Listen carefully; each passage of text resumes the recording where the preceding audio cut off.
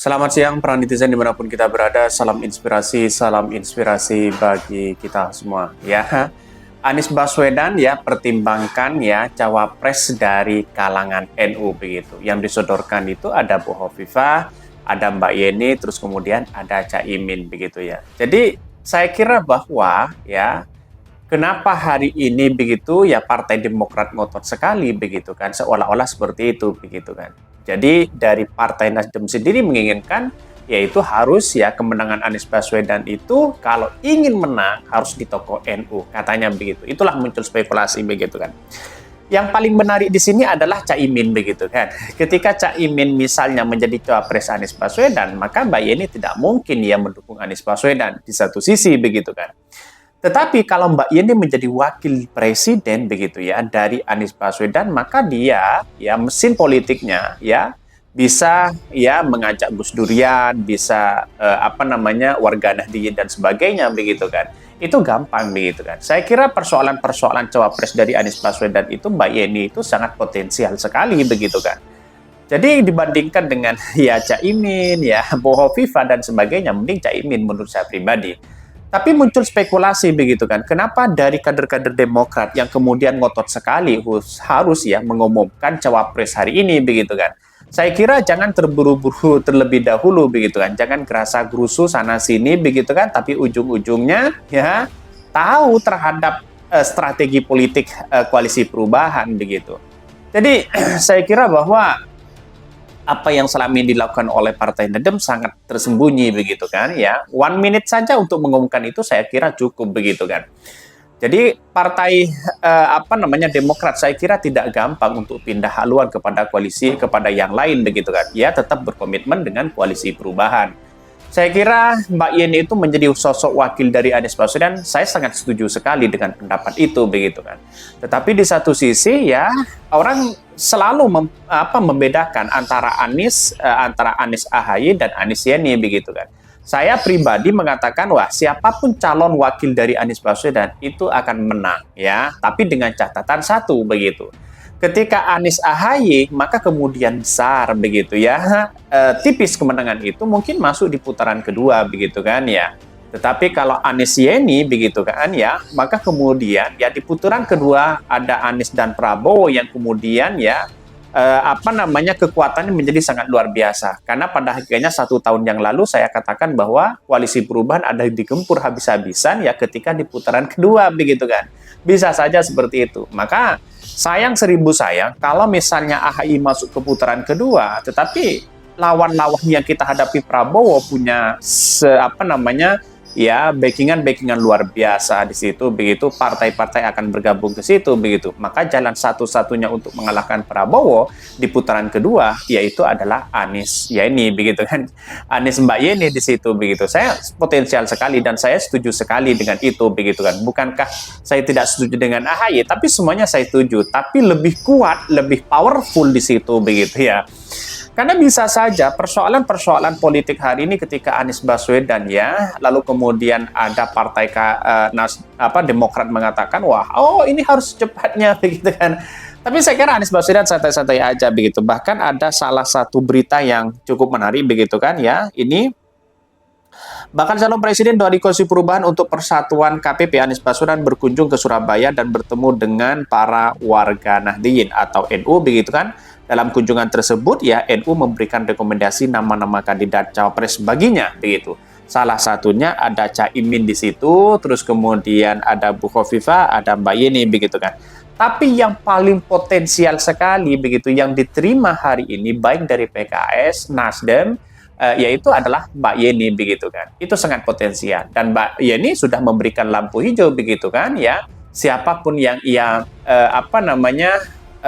lamar begitu kan untuk menjadi cawapres, maka kemungkinan besar dia akan memikirkan itu begitu. Saya kira sangat menarik dalam hal ini begitu. Saya kira bahwa ya dalam konteks cawapres ini begitu warga Nahdliyin itu mengapa menjadi potensial sekali begitu? Karena suara pemilih di Jawa Timur dan di Jawa Tengah itu sangat potensial sekali untuk kita rebut begitu kan. Tetapi kalau Partai Demokrat mesin politiknya hanya di kader di situ begitu kan, ya bisa melibatkan kader-kadernya yang dibawa, mulai diranting dan sebagainya begitu kan. Itu menjadi ya stagnan ketika Anies AHY, tidak ada tambahan atau kekuatan super di luar itu begitu kan.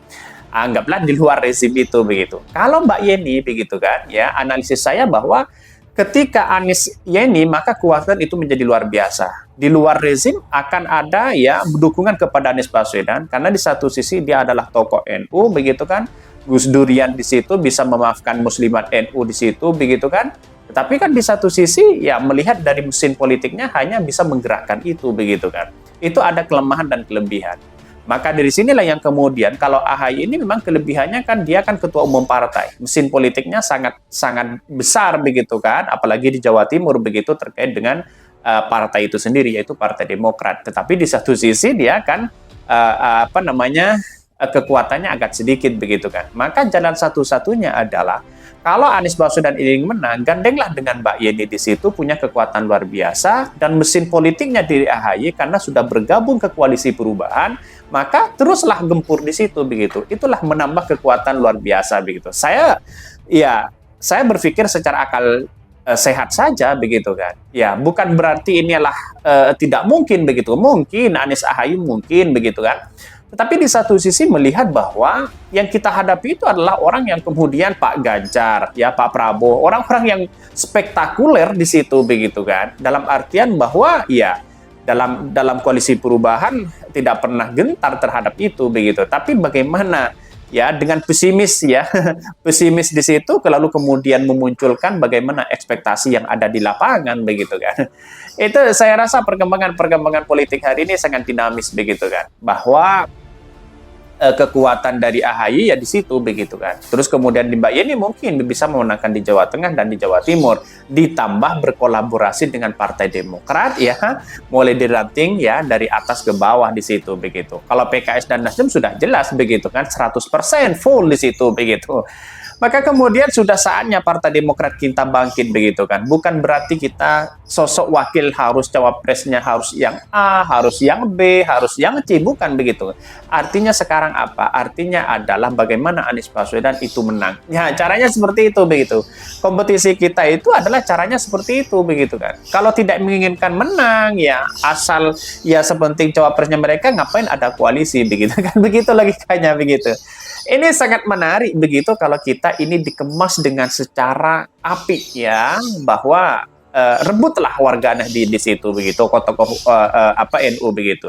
2019 ya Kiai Ma'ruf Amin tidak masuk kepada lembaga survei di situ begitu, tapi dia dipilih begitu kan. Itu sangat menjadi potensial di situ begitu. Daripada Prabowo Sandi pada waktu itu kan stagnan dari partainya sendiri begitu kan. Itu kesalahan fatal bagi mereka begitu. Dan Partai Demokrat sebenarnya sekarang sudah tidak ingin mengulangi kembali begitu kan. Pasti cari sosok yang kemudian jadi warga Nahdliyin itu begitu kan. Maka inilah yang menjadi catatan penting kepada Anies Baswedan ya, bahwa ya bukan berarti pesimis dengan AHY, tidak begitu kan. Tetapi lebih potensial sekali cari dukungan yang lebih spektakuler ya, baik dari rezim dan sebagainya begitu kan. Karena dari Partai Demokrat sendiri karena menganggap bahwa Mbak Yeni itu adalah rezim begitu kan. Saya kira itu menjadi kekuatan begitu. Membangun bangsa kita bersama-sama itu bukan soal siapa di rezim, siapa oposisi, siapa koalisi begitu, tetapi sebagai peran penting di situ untuk membangun kesejahteraan ya, terus kemudian perubahan ya, langkah yang lebih baik kepada bangsa kita. Kira-kira seperti itu logika-logika yang kemudian ya harus dipakai bagi relawan-relawan Anies Baswedan, pendukung-pendukung Anies Baswedan dimanapun kita berada begitu kan. Bukan berarti saya alergi terhadap salah satu calon wakil begitu, tidak begitu kan. Saya ingin memenangkan Anies Baswedan itu spektakuler begitu kan.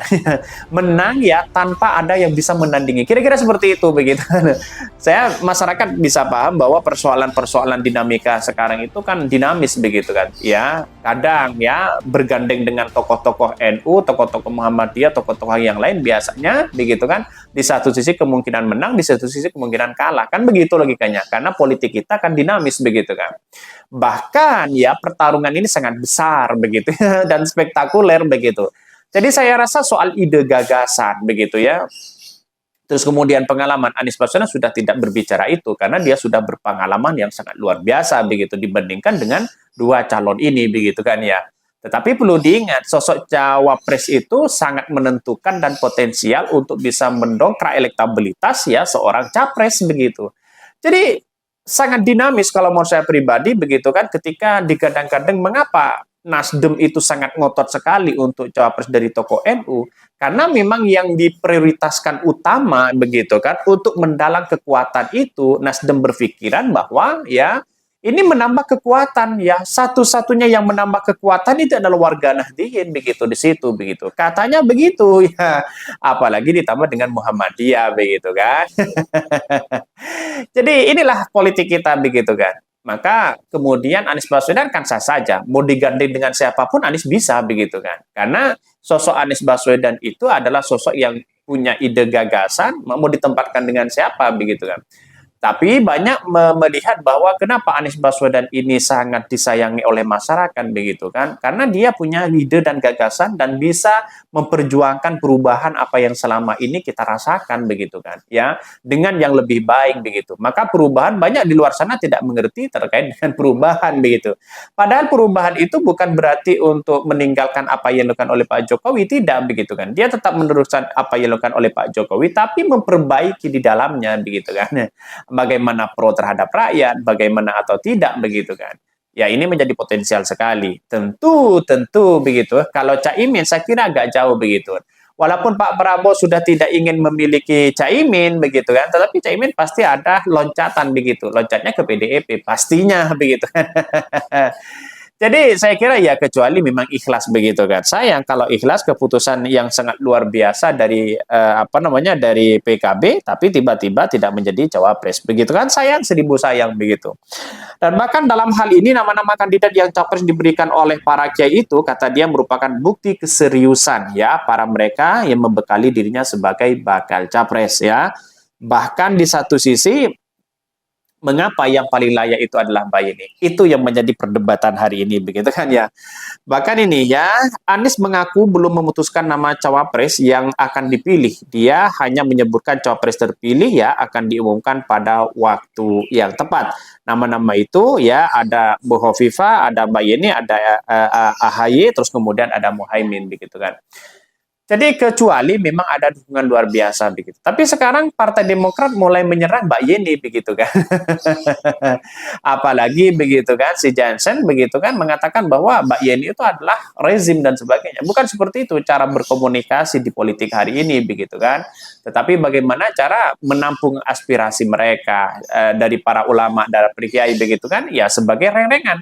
Lihatlah di PDIP sudah mulai agak menggoyah Demokrat begitu kan, seolah-olah ya Puan akan bertemu dengan AHY lagi begitu kan. Itu kan menurut saya pribadi gimmick luar biasa, bisa agak goyah ya koalisi perubahan, walaupun sebenarnya tidak goyah tapi di media sosial begitu kan, di tatanan masyarakat agak melihatnya agak goyah begitu kan. Nah inilah peran penting bahwa Anies Baswedan akan mempertimbangkan ya calon wakil dari ya warga Nahdliyin seperti Mbak Yeni terus kemudian ya Caimin. Sudah saatnya warga NU itu punya wakil presiden terus-menerus begitu kan. Kira-kira seperti itu begitu kan. Seperti Ma'ruf Amin, seperti yang lain begitu kan. Gantinya pasti di warga Nahdliyin begitu kan. Ya kalau bukan capres ya cawapres lah. Kira-kira seperti itu begitu kan. Masa tidak bisa ya bergandengan tangan warga Nahdliyin untuk memiliki seorang calon wakil presiden kan begitu logika kita begitu. Jadi saya kira potensial luar biasa warga Nahdliyin itu kalau didorong ya, kalau ada yang mendorong menjadi capres itu dan bersatu kemungkinan besar menang begitu kan.